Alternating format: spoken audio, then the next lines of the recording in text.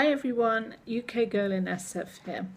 The 7th of February is fast approaching, and for those of you that don't know, that is Super Bowl 50. And everyone in San Francisco is very excited about it because it's being held in a place called Santa Clara. And that is about 50 miles outside of San Francisco. And we're having people from all over the world and all over America coming to visit our fair city. In fact, the powers to be have erected a little village called the Super Bowl Village. And that means that all the traffic's been diverted downtown, and it is driving all the locals crazy already, and we're still 2 weeks out. So if you do come to visit us, please take public transport. And as an expat living in this country, I just thought I'd tell you some of the slightly different things I've observed about American football that's different from European football. And that's one of the first things, the fact that the Americans call our football soccer. Of course it's not, it's football, and their game is football as well. And so they're very excited, like I said. It's the accumulation of a whole season of different teams playing, and they have got through to the final, the two that are in the game. And that is the Denver Broncos and the Carolina Panthers.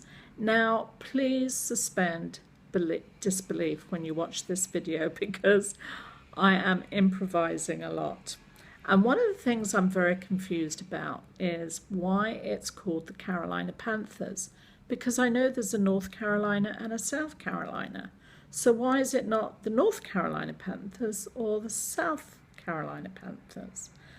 But as football fans, you will know that. I don't. Now, the Denver Broncos, this is the Denver Bronco. It's actually a donkey.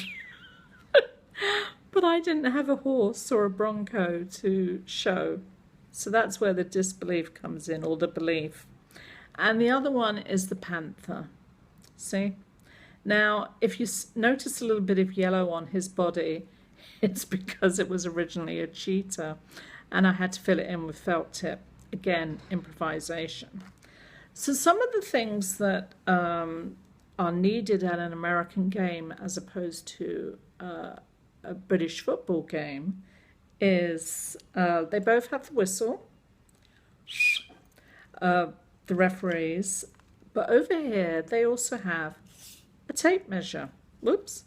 Now, I don't know why, but I've seen them on the telly box measure the distance between the football and whatever. And as far as the football is concerned, I couldn't find one, but they're funny shape, like a lizard's eye. And in some instances, they are known to inflate. And that's all I'm going to say on that.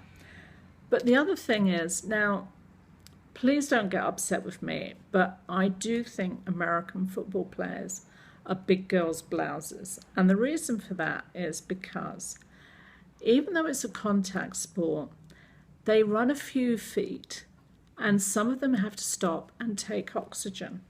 So we'll pretend that this is a little oxygen bottle. Now, why do you need oxygen? It's not like you're playing in the Himalayas.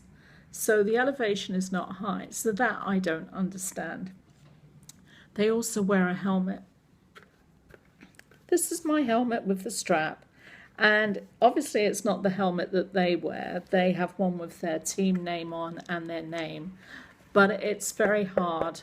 It has to protect their head because, as we all know, there's been a lot of accidents with head injuries and concussions.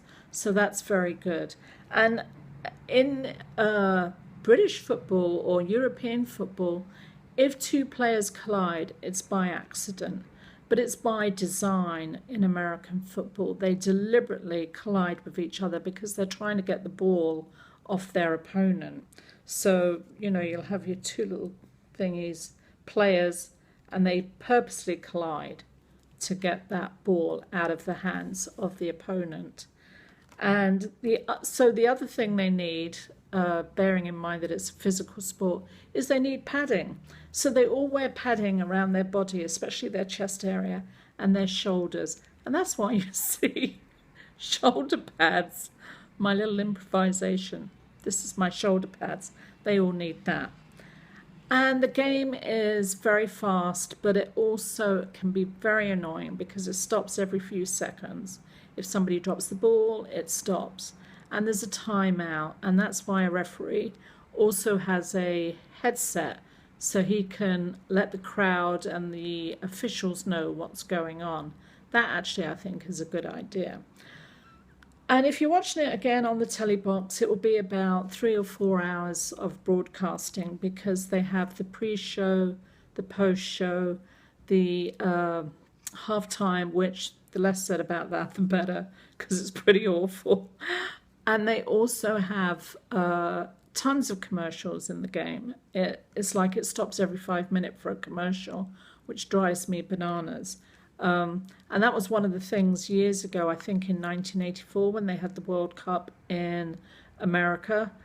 Everybody was up in arms about that originally because they thought you can't have the football in America and go to a commercial break every few minutes. And luckily they didn't do that, but they still do it now. And so there's no continuity when you're watching the game because it stops every few minutes. But anyway, at the end of the game, all the players get a ring, unlike this one. They also get lots of money, even the losers. And what they get, millions of these or thousands of them, would pay my rent for at least 20 years. And then the winning team, of course, gets a trophy. And this is of the Pyramid Building in San Francisco. I have no idea what their trophy will be like. It's usually a big giant football with the year on it and the fact that it's Super Bowl 50. So it's going to be a great time on February the 7th. Everybody's excited. I personally am not into American football, but I always watch the Super Bowl, and I'll definitely be watching this year because it's 50 miles outside of the city. So if you're visiting our fair city, please enjoy yourselves. Again, take public transport because it's going to be a nightmare trying to get around. And that's about it, I think. But please look at my other videos on YouTube and subscribe. And this is UK Girl in SF, sounding out and signing off.